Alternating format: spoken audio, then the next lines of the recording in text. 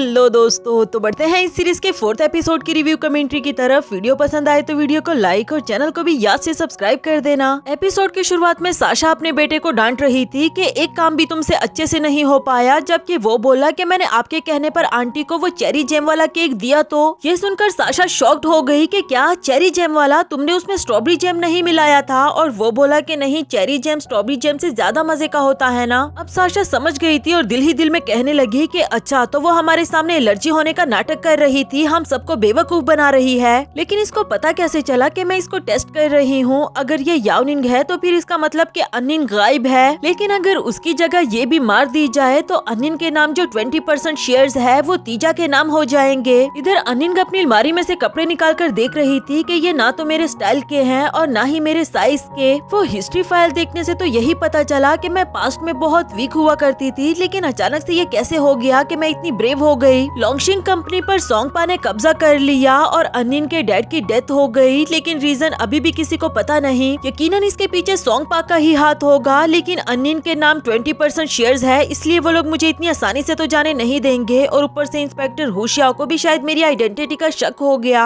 यहाँ ट्विस्ट की बात यह है कि उसे कैमरा के थ्रू देखा जा रहा था और देखने वाले भी उसकी हम शक्ल जो कि याओनिंग है या अन्निन है तो बाद में ही जानने को मिलेगा। नेक्स्ट सीन में अन्निन चिन्युआन गैंग के पास जा रही थी क्योंकि सोंगपा ने ही उसे कहा था कि उन लोगों ने हमारे डॉग पर कब्जा कर लिया है, हमें अभी भी उस जगह की जरूरत है। और जैसा कि 20% शेयर्स तो तुम्हारे भी नाम है, इसलिए उन लोगों से इस बार ये कॉन्ट्रैक्ट करने के लिए तुम जाओगी। अन्निन जब चिन्युआन गैंग के लोगों के सामने आई तो वो लोग पहले तो इस पर गन ताम लेते हैं, लेकिन बाद में जब उसे देखा तो हैरान हो गए और सबको अपनी गन नीचे करने के लिए कहा कि यंग लेडी, हम आपको बता नहीं सकते कि हमने आपको कहां कहां नहीं ढूंढा, आपके जाने के बाद सब कुछ बदल गया है। जबकि अन्निन कहने लगी कि क्या मतलब, क्या कह रहे हैं आप? मैं सोंग फैमिली से आई हूँ, मेरा नाम अन्निन है, मैं चाहती हूँ कि आप लोग हमें वो डॉग वापस कर दे, हमें अभी भी उसकी जरूरत है। जबकि वो याओनिन की पिक्चर दिखाते हुए कहने लगा कि ऐसा कैसे हो सकता है, दुनिया में एक चेहरे के दो लोग कैसे हो सकते हैं? और अन्निन ने जब उस पिक्चर को देखा तो वो खुद भी हैरान हो गई कि ये तो मैं ही हूँ। इसका मतलब कि सोंगपा ने ये डॉग लेने के लिए जानबूझकर मुझे भेजा। खैर वो कोई भी पोल खोले बगैर कहने लगी कि ऊपर वाले के लिए एक चेहरे के दो लोग बनाना कोई मुश्किल काम तो नहीं। लेकिन वो आदमी चेंग अपने दूसरे आदमी को मिस याओनिन का टैबलेट लाने के लिए कहता है कि अभी सच का पता चल जाएगा। दूसरी तरफ जिनमिंग ने अन्निन को शूट करने के लिए निशाने पर रखा हुआ था। चाओ चाओ उसे ऑर्डर दे रही होती है कि जैसे ही वो कॉन्ट्रैक्ट पेपर ले ले तो उसे शूट कर देना। साशा ने भी अपनी मॉम के पास आकर वो वीडियो देख ली थी और उनसे पूछने लगी कि मॉम, अगर ये सच में याओनिन हुई तो फिर चिन्युआन गैंग हमसे बदला लेगा। लेकिन चाओ चाओ कहने लगी कि किसी को क्या ही पता चलेगा कि उसको हमने मारा, और वैसे भी सबकी नजर में तो वो अन्निन ही होगी। इसकी मौत के बाद 20% शेयर्स हमारे हो जाएंगे और इसमें तुम्हें भी हिस्सा जरूर मिलेगा। ये सुनकर साशा खुश हो गई थी और ये सारी बातें पीछे ही खड़ा हुशियाओ भी सुन रहा था।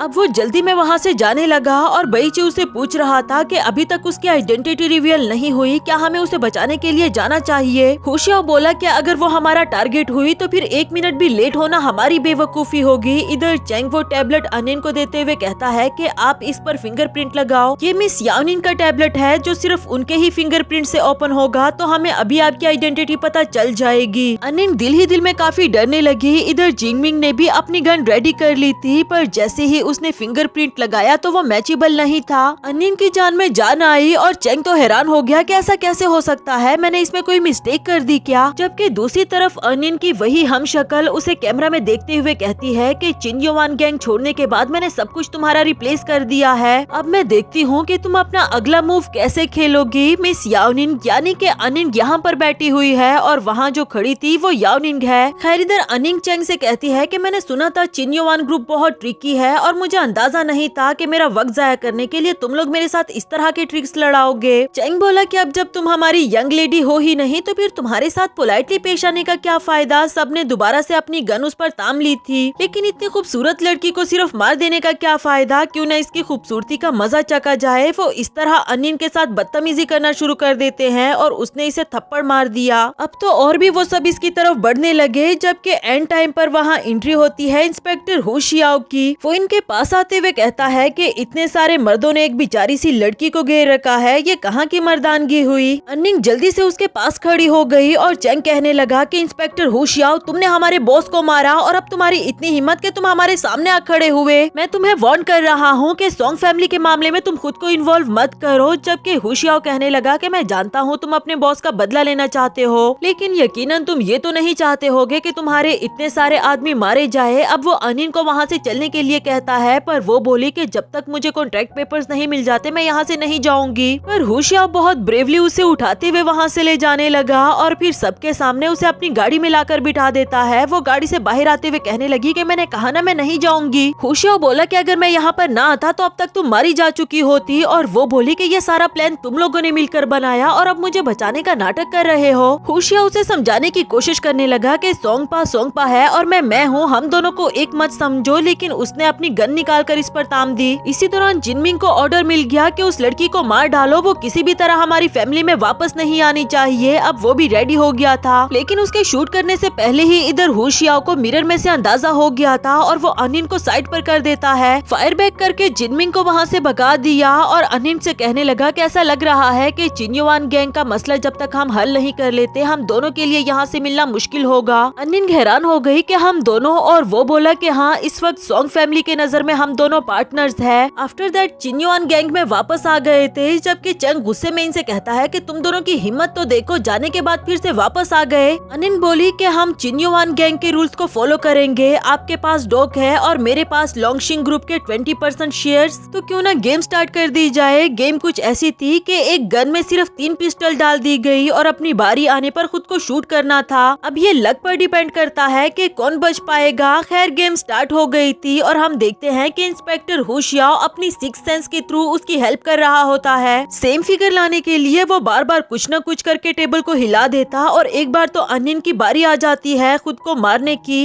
यहाँ तो हुशियाओ भी उसके लिए दिल ही दिल में काफी ज्यादा डर गया था, पर अनिन भी खतरों की खिलाड़ी थी और इसके बाद बारी आती है चेंग की कि वो खुद को शूट करे, पर खुद को शूट करने के बजाय उसने कॉन्ट्रैक्ट पेपर्स पर साइन करना ही बेहतर समझा। इधर अनिन भी देखकर काफी खुश हो गई थी। नेक्स्ट सीन में वो घर आकर कॉन्ट्रैक्ट पेपर्स चाओ चाओ को पकड़ा देती है, जो देखकर वो कहने लगी कि तुम्हारे फादर इन लॉ ये देखकर बहुत खुश हो जाएंगे और मैं भी तुम्हें पार्टी दूंगी। अनिन कोई भी जवाब दिए बगैर अपने रूम में चली गई, जबकि इधर साशा को बहुत गुस्सा आ रहा था कि ये लड़की इतनी कैपेबल कैसे हो सकती है, पर अगर मैंने भी इसे घर से बाहर ना निकाला तो मेरा नाम भी साशा नहीं। इधर बेइची इंस्पेक्टर हुशियाओ से कह रहा था कि इवन चिन्युआन गैंग ने भी ये बात कंफर्म कर दी कि वो याओनिन नहीं, पर आपको अभी भी शक है। वो बोला कि जिस तरह से सिलेंडर फ्लिक करके वो बुलेट चेक कर रही थी, ये सिर्फ वही इंसान कर सकता है जिसे बचपन से प्रैक्टिस हो। अब चाहे उसकी मेमोरी जा चुकी, लेकिन बचपन की आदतें कभी भी नहीं जाती। बेइची कहने लगा कि इसका मतलब जब उसकी यादाश्त आएगी तभी हम उसे पासवर्ड ले सकते हैं। दूसरी तरफ अनिन को भी चिन्युआन गैंग की सारी बातें याद आ रही थी और उसे यकीन होने लगा था कि शायद मैं चिन्युआन गैंग की यंग लेडी याओनिन हूँ। तभी उसने साशा को गाउजी से कहते हुए सुना कि जब फैमिली डॉक्टर आएगा तो किसी भी तरह करके अनिन का ब्लड लेना है ताकि डीएनए टेस्ट करवा सके। ये बात सुनकर अनिन और भी ज्यादा कॉन्शियस हो गई थी कि अगर इन लोगों को पता चल गया कि मैं अनिन नहीं हूँ तो आसानी से मुझे मार देंगे। मुझे कुछ भी करके अनिन का ब्लड सैंपल ढूंढना होगा। वो अभी ये सोच ही रही थी कि तभी उसने सोंगपा को उस जिंगमिंग नामी आदमी से बात करते हुए सुना। उनकी बातों से इसे पता चला कि ओ तो सोंगपा क्रिमिनल गैंग्स के साथ मिले हुए हैं और इवन के इनका बिजनेस भी इलीगल है। ज्यादा हैरानी की बात ये थी कि जिनमिंग पुलिस इंस्पेक्टर है और सोंगपा उसे कह रहा था कि मैं जानता हूँ हुशियाओ मेरी हेल्प कभी भी नहीं करेगा, मैंने उसे घर पर सिर्फ इसलिए रखा है ताकि मैं 24 घंटे उस पर नजर रख सकूं। इधर अनिंग सोचने लगी कि इसका मतलब हुशियाओ ने कभी भी सोंगपा का साथ दिया ही नहीं। तभी उसके पास से उन दोनों को कुछ गिरने की आवाज आ जाती है और सोंगपा ने जिनमिंग को जो भी हुआ इसे मार देने के लिए कहा। वो भी इसकी तरफ आ ही रहा था कि तब तक वहाँ पर बाव पहुँच आया और उसे लगा कि शायद ये बच्चा था, लेकिन वो इतना बुरा इंसान था कि उसने बच्चे पर भी गन ताम दी। तभी पीछे से हुशियाओ भी उस पर गन तामे हुए कहता है कि तुमने हजारों बुरे काम किए हैं लेकिन तुम एक बच्चे को भी नहीं छोड़ोगे, मुझे इस बात का अंदाजा नहीं था। इधर बाओ एंजाइटी अटैक की वजह से बेहोश हो गया था, पर जिनमिंग को इस बात की कोई फिक्र नहीं होती और टाइम रहते ही अनिंग आगे आकर उसे ईंट से मारकर नीचे गिरा देती है। हुशियाओ को इस बच्चे को रेस्क्यू करने के लिए कह रही थी, उठाकर उसे रूम में ले आए। तब तक बाकी के फैमिली मेंबर्स भी आ पहुंचे। वो सभी लोग अनिंग को दोष दे रहे थे कि यकीनन तुमने ही इसे कुछ किया होगा, जबकि वो एक्सप्लेनेशन देते हुए कहने लगी कि मैंने ऐसा कुछ नहीं किया, हमें इसे रेस्क्यू करना होगा, हमारे पास ज्यादा टाइम नहीं। तीचा ने बताया कि एम्बुलेंस को आने में 15 मिनट्स लग जाएंगे। इससे पहले ही अनिंग उसे रेस्क्यू करना चाहती थी, मगर वो लोग इसे करने का मौका ही नहीं दे रहे कि पीछे हटो, तुम हमारे बच्चे को मारना चाहती हो क्या। इस दौरान उसका अपना हाथ भी कट गया, लेकिन हुशियाओ को अनिंग पर पूरा भरोसा था। उसने ऊंची आवाज में सबको यहाँ से बाहर निकलने के लिए कहा। साशा तो जाने के लिए तैयार ही नहीं थी, लेकिन आखिरकार उसे भी जाना पड़ा। उनके बाहर जाने के बाद अनिंग ने अपना प्रोसीजर स्टार्ट किया। इसमें वो कामयाब भी हो गई थी। जब डॉक्टर आया तो उन्होंने बताया कि ऐसी हालत में पर्सन के पास ज्यादा से ज्यादा 10 to 15 मिनट्स ही होते हैं। आपकी बहू ने बहुत बहादुरी का काम किया है, पर कोई भी उसे अप्रिशिएट नहीं करता। इवन कि उस बेचारी के खुद के भी हाथ कांप रहे थे। होशिया उसे अपनी जैकेट पहनाते हुए पूछने लगा कि तुम तब नहीं डरी तो अब क्यों डर रही हो। वो बोली कि मैं डर नहीं रही हूँ, अगर उसे कुछ हो जाता और मैं उसे ना बचा पाती तो।